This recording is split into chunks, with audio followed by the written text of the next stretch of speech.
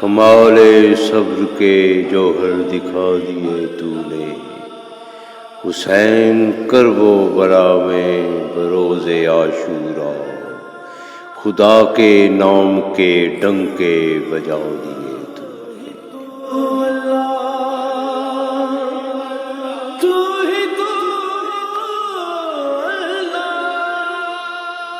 شیریں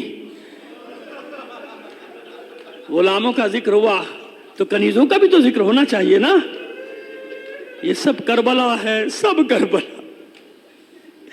کوئی کربلا میں حسین کے ساتھ ہے، کوئی اسیروں کے ساتھ ہے، مگر ان سب کا رشتہ کربلا سے جڑا ہوا، ان کا پیوند ہے کربلا کے ساتھ۔ بس عزادارو عجم ہے نا، شیریں عجم ہے، نام سے ہی معلوم ہے۔ جناب شہر بانو کے ساتھ آئی تھی، جناب شہر بانو کے بعد حسین نے آزاد کر دیا، جائیے شیریں آزاد ہے، قطع زمین بھی دیتے، زاد راہ بھی دیتے، زندگی گزارنے کے لیے سامان بھی دیتے، جائیے اپنی زندگی گزاری، جاؤ شیریں۔ اور شیریں کہتی ہے مولا مجھے آزادی نہیں چاہیے، مجھے اپنے قدموں میں رہنے دیجیے، میں بچوں کی خدمت گزار بن کے رہوں گی، میں آل رسول کے بچوں کو کھلاؤں گی۔ حسین فرماتے نہیں، طے یہی ہے کہ اب تم آزاد ہو، اب تم جاؤ، اب حکم امام کے آگے کوئی چارہ نہیں ہے جناب شیریں کو۔ تو شیریں فرماتی ہے مولا پھر اگر یہی ہے مجھے جانا ہی ہے تو پھر میری ایک بات مان لے، میری ایک بات مان لے۔ شیریں کیا چاہتی ہے بتا؟ مولا میں چلی جاؤں گی مگر ایک وعدہ کیجئے کہ آپ میرے گھر پہ مہمان بنیں گے ایک بار۔ چند لحظے حسین نے سوچا اور اس کے بعد فرماتے ہیں شیریں جا تجھ سے وعدہ رہا میں تیرا مہمان بنوں گا۔ نہیں مولا، مولا ایک بات اور ہے، اب کیا چاہتی ہے؟ شیریں کہتی ہے مولا اکیلے نہیں، سارے خاندان کے ساتھ، آل رسول کے ساتھ، شہزادے شہزادیوں کے ساتھ، میری شہزادی ثانیہ زہرا، میری شہزادی ام کلثوم، میرا آقا عباس، ان سب کے ساتھ مجھ غریب کی، مجھ کنیز کی عزت ہو جائے گی، توقیر بڑھ جائے گی، آپ میرے مہمان بنیں گے۔ پھر چند لمحے حسین نے سوچا، اس کے بعد فرماتے جا شیریں وعدہ رہا پورے خاندان کے ساتھ تیرا مہمان بنوں گا، لیکن شیریں بس ایک خیال رکھنا ایسا نہ ہو کہ ہم تیرے مہمان بنے تو پہچان بھی نہ سکے، ایسا نہ کہ ہم مہمان بن جائیں تو پہچان بھی نہ سکے۔ شیریں قدموں میں بیٹھ کر کہتی ہے مولا میں آپ کی نمک خوار، میں آپ کی کنیز، بھلا ہو سکتا ہے کہ آپ میرے مہمان بنے میں آپ کو نہ پہچانوں؟ کہتا شیریں ٹھیک ہے۔ بنی ہاشم میں خواتین میں اعلان کرا دیا گیا جا رہی ہے شیریں، جو خلعت دینا چاہتا ہے، زاد راہ دینا چاہتا ہے، ہدیہ دینا چاہتا ہے، ہدایہ دینا چاہتا ہے، شیریں جا رہی ہے، رخصت کرو۔ اس زمانے کا دستور تھا، لہذا بنی ہاشمی خواتین میں سے ہر ایک ہدایہ لے کر آ رہی ہے، تحفے تحائف لے کر آ رہی ہے۔ جو بی بی بھی آتی ہے، جو سامان بھی لاتی ہے، ایک چادر ضرور لاتی تھی، ایک چادر ضرور لاتی تھی۔ تھوڑی ہی دیر میں چادروں کا ڈھیر لگ گیا۔ شیریں اتنی ساری چادروں کو دیکھ کر کہتی ہے مولا میں اتنی چادروں کا کیا کروں، تو بہت زیادہ چادریں ہو گئی۔ حسین نے نہ معلوم کیا سوچتے ہوئے کہا شیریں لے جا، سب لے جا، شاید کسی دن کام آ جائے، شاید کسی دن کام آ جائے، سب چادریں لے جا۔ چلی گئی شیریں، کوفے سے بہت فاصلے پر ایک بلند مقام پہ گھر بنا کے رہتی ہے، اس لیے روایات میں قلعہ شیریں کہا جاتا ہے کیونکہ بلندی پہ، اور جو آبادی ہے نا آس پاس وہ سب شیریں کا بہت احترام کرتے ہیں، بہت عزت کرتے ہیں۔ کیوں؟ جانتے ہیں کہ آل رسول کی کنیزی سے آئی ہے اور اس سے وعدہ کیا ہے فرزند رسول نے اس کے گھر آنے کا، بس ہماری بستی میں فرزند رسول مہمان بنے گا، اس کی وجہ سے بڑی عزت ہے اس کی بڑی عزت ہے اپنی بستی۔ دن مہینے سال وقت گزرتا چلا گیا، شیریں کی بے چینی بڑھتی چلی گئی۔ کب آئے گا وہ دن؟ جب میرے شہزادے شہزادیاں میرے گھر میں مہمان بنیں گے، اس کنیز کو عزت بخشیں گے۔ آخر آنے جانے والے قافلوں سے پتہ چلا کہ حسین مکے سے کوفے کی طرف آ رہے ہیں، عراق کی طرف۔ خوش ہو گئی، دوڑ گئی پوری بستی میں، ایک ایک گھر میں جا کر کہتی، دیکھو میں نہ کہتی تھی میرا مولا آئے گا، میرا مولا راستے میں ہے، تیاریاں کرو۔ استقبال کی تمام خواتین کو جمع کر لیا، ہم شہر سے بستی سے باہر نکل کے اپنے مولا کا استقبال کریں گے۔ میرے مولا کے ساتھ میری شہزادیاں بھی آ رہی ہیں، رسول زادیاں بھی آ رہی ہیں۔ اب میں چشم تصور سے دیکھ سکتا ہوں کہ بیویاں کیسی تیاری کر رہی ہوں، کیسی تیاری کر، جیسے گھروں کو سجایا جاتا ہے، بنایا جاتا ہے، رنگ و روغن کیا جاتا ہے، جیسا مہمان ہو استقبال کی تیاری، تو شیریں نے کیسی تیاری کی ہوگی۔ پھر اس کے بعد اچانک یہ ہوا کہ کچھ خبریں آنی شروع ہوئی کہ جو اچھی نہیں ہیں، مگر شیریں کسی خبر پہ یقین نہیں کرتی تھی۔ قافلے تو آتے جاتے ہیں نا، خبر تو آتی ہے، خبر پہ یقین نہیں کرتی تھی۔ کیوں؟ بس اسے تو ایک بات معلوم تھی کہ حسین نے وعدہ کیا ہے، امام کا وعدہ ہے، پورا ہوگا۔ کہتی تھی کچھ نہیں، حسین ضرور آئے گا، وعدہ پورا کرے گا، میرے مہمان میرے گھر آئیں گے۔ اور اس کے بعد بے چینی اتنی بڑی کہ روز صبح کوفے سے آنے والے راستے پر بیٹھ جاتی ہے، انتظار کرتی، سارا دن آنے جانے والے قافلوں کو دیکھا کرتی، شام ہوتی ہے پھر اپنے قلعے میں چلی جاتی ہے۔ ایک دن اسی طرح تھکی ہاری اور بالکل عجیب حالت میں، پشمردہ حالت میں، مایوسی کے عالم میں، غمزدہ حالت میں آئی ہے۔ رات ہو گئی، قلعے کے دروازے بند ہوئے، اپنی خوابگاہ میں چلی گئی۔ کچھ ہی دیر کے بعد کنیزیں حاضر ہوتی ہیں اور کہتی ہیں کہ شیریں، حاکم کا قافلہ دروازے پر آیا ہے، کچھ باغیوں کے سر لے کے جا رہے ہیں شام، کچھ قیدی عورتیں بھی ساتھ ہیں، بچے بھی ساتھ ہیں، رات تیرے گھر میں گزارنا چاہتے ہیں۔ جب عورتوں بچوں کا سنا تو شیریں خود اٹھ کے آ گئی، دروازہ کھولا، دیکھا کہ ہاں کوفے کے سپاہی ہیں، ان کے ہاتھوں میں نیزے ہیں اور نیزوں پر مقتولین کے سر ہیں۔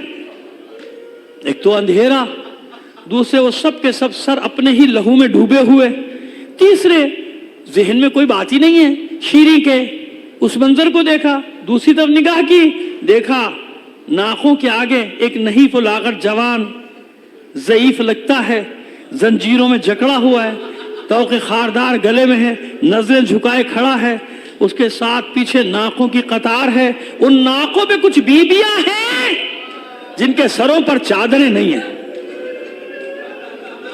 مگر ان بیبیوں نے اپنے چہرے کا پردہ اپنے بالوں سے کیا، ان بیبیوں کے ہاتھ پسے پشت بندے۔ یہ منظر نہ دیکھا گیا شیریں سے، فوراً دروازے کھلوا دیے، کہو میرا گھر کھلا ہے، رات گزارو۔ حجرے کھول دیے گئے، سپاہی ان حجروں میں چلے گئے۔ شیریں نے دیکھا کہ یہ قیدی بیبیاں یہ سب کی سب وہیں صحن میں دیوار کے ساتھ بیٹھ گئی، سمجھ گئی کہ ان قیدیوں پہ بہت ظلم ہو رہا ہے۔ آئی سپاہیوں کے پاس آ کر کہتی ہے اگر اجازت دو تو کچھ حجرے کچھ کمرے ان قیدی عورتوں کے لیے بھی کھول، گھر ہے میرا۔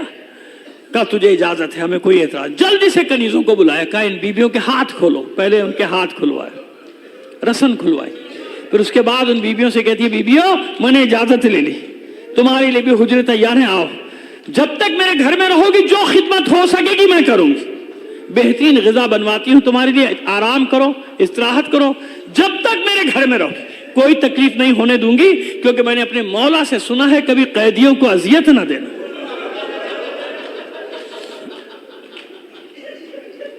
بس عزادارو، جو حجرے زینب کے لیے سجائے تھے، ام کلثوم کے لیے سجائے تھے، حسین کے لیے سجائے تھے، عباس و علی اکبر کے لیے سجائے تھے، ان حجروں میں ان قیدی بیویوں کو لے گئی بٹھا دیا، اور پھر جا کے تکرار کرتی ہے اطمینان سے رہو، میں ابھی تمہارے لیے بہترین غذا بنوانے کا حکم دیتی ہوں۔ بس جب چلنے لگی تو ان بیویوں میں سے ایک بیوی نے جب اتنا مہربان پایا تو کہا شیریں ایک بات مانے گی؟ کہا جو میرے بس میں ہے مانوں گی، بتاؤ کیا چاہتی ہے؟ جو میرے بس میں مانوں گی۔ کہا شیریں شاید تیری بات مان لیں، بس رات بھر کے لیے ہمارے وارثوں کے سر ہمیں دلوا دے۔ کہا دیکھو میں بات کرتی ہوں۔ سپاہیوں کے پاس آ کر کہتی ہے دیکھو میرا گھر ہے، یہ کہیں نہیں جا سکتے، رات بھر کے لیے ان کے وارثوں کے سر، یہ نیزے جن پہ مقتولین کے سر ہیں یہ رات بھر کے لیے دے دو، کل لے جاؤ، ہمیں کوئی اعتراض نہیں. فوراً بلایا، پھر غلاموں کو کرنے اٹھاؤ یہ نیزے، پہنچا ان قیدی بیبیوں کے پاس، خود بھی ساتھ ساتھ آئی، مگر حیران رہ گئی کہ اپنے وارثوں کے سر پانے کے باوجود بھی کوئی بیوی روتی نہیں تھی، روتی نہیں تھی، بے چین ضرور ہے. اس کی سمجھ میں کچھ نہیں آیا، واپس جانے لگی. پھر اسی بیوی نے آواز دی، شیریں ایک بات اور مانے گی؟ ہاں بیوی، میں نے کہا نا جو میرے بس میں ہے میں مانوں گی، بتاؤ اب کیا چاہتی ہو؟ کہا دیکھ شیریں، جب سے ہمارے وارث قتل کیے گئے ہیں نا، ہمیں رونے کی اجازت نہیں. یاد ہے نا آپ کو، جب کوئی بیوی رونے کی کوشش کرتی تھی تازیانوں سے مارا جاتا تھا، کوئی بچی رونے کی کوشش کرتی تھی اس کے رخساروں پر تماچے مارے جاتے تھے. یہی ہوتا تھا نا. ہمیں رونے نہیں دیا گیا. تیرا گھر ہے شیریں، بس اتنی اجازت دے دے، آہستہ آہستہ رو لیں، آہستہ آہستہ رو لیں. تڑپ اٹھی شیریں، تڑپ کر کہتی ہے میرا گھر ہے، میرا گھر ہے، جی بھر کے رو، جی بھر کے ماتم کرو، کوئی پابندی نہیں. بس دیکھو ایک بات کا خیال رکھنا، میری ایک حاجت ہے، دعا کرنا پوری ہو جائے. میں نے اپنے مولا سے سنا ہے کہ قیدیوں کی دعا دوسروں کے حق میں جلدی قبول ہوتی ہے. اس بیوی نے کہا مناسب سمجھے گی تو بتائے گی تیری کیا حاجت ہے؟ کہا ہاں کیوں نہیں بتاؤں گی. میرا مولا حسین راستے میں، میرے شہزادے شہزادیاں راستے میں ہیں، ارے دعا کرو خیر سے میرے مہمان میرے گھر میں آ جائے، میرے مسافر میرے گھر میں آ جائے. اس بیوی نے کوئی جواب نہ دیا. بس شیریں واپس جانے کے لیے مڑی ہی تھی کہ شیریں کے کانوں میں ایک آواز آئی، ہائے میرا ماجایا حسین،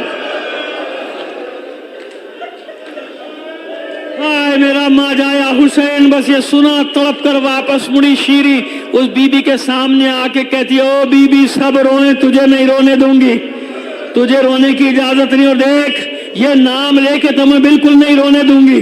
اگر تیرے مقتول کا کوئی بھائی تھا اس کا نام لے کے رو لے. وہ بیوی کہتی ہے منظور ہے، قبول ہے شیریں. ادھر شیریں واپس مڑی، اب کانوں میں آواز آئی، ہائے میرے عباس کا بھائی. پھر واپس مڑی شیریں، او بیوی یہ نام لے کے بھی نہیں رونے دوں گی، یہ نام لے کے بھی نہیں رونے دوں گی. تیرے مقتول کا کوئی بیٹا تھا تو اس کا نام لے لے. اس بیوی نے کہا شیریں یہ بھی منظور ہے. اب شیریں واپس جانے کے لیے مڑی تو کانوں میں آواز آئی، ہائے میرے اکبر کا بابا.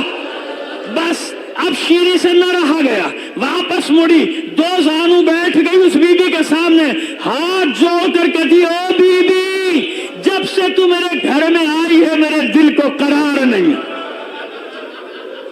مجھے طرح طرح کے وسوسے آتے ہیں، اپنا تعارف تو کرا، تو ہے کون، کہاں سے آئی ہے، کیا گزر گئی تجھ پہ، کیا واقعہ ہوا تیرے ساتھ، کیا سانحہ گزر گیا تیرے ساتھ. ارے یہ جتنے نام تو لیتی ہے میرے مولا کے گھر والوں کے نام، جتنے نام لیتی ہے میرے مولا کے گھر والوں کے نام ہے. وہ بیوی خاموش ہے، کوئی جواب نہیں دیتی. جب شیریں کو کوئی جواب نہ ملا تو پھر کہتی ہے تجھے تیرے مقتول کی قسم دیتی ہوں بتا، تجھے تیرے حسین کی قسم دیتی ہوں بتا تو کون ہے. بس عزاداران حسین اب زینب کے ضبط کے بندھن بھی ٹوٹ گئے. چہرے سے بال ہٹا کر کہا شیریں بھول گئی نا شیریں، میرے بھائی نے یہ بھی تو کہا تھا ایسا نہ ہو کہ ہم تیرے مہمان بن جائیں تو پہچان بھی نہ سکے. بس عزادارو شیریں پچھاڑے کھانے لگی، سر و سینہ پیٹتی ہے، چلا کر کہتی ہے اے میری شہزادی یہ میں کس حال میں دیکھ رہی ہوں، ارے یہ کیا ہوا، میرا آقا حسین کہاں ہے، میرا عباس، میرا علی اکبر. ایک ایک کا نام لیتی جاتی ہے شیریں. زینب نے شیریں کا ہاتھ تھام کے کہا بس کر شیریں بس کر، ارے کس کس کا نام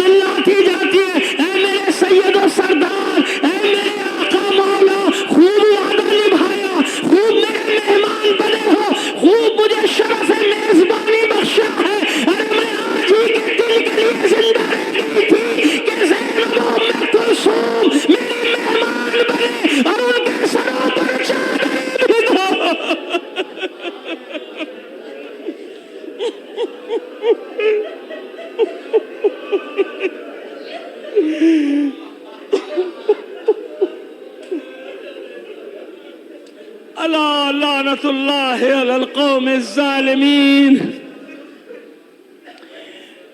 وسيعلم الذين ظلموا أي منقلب ينقلبون.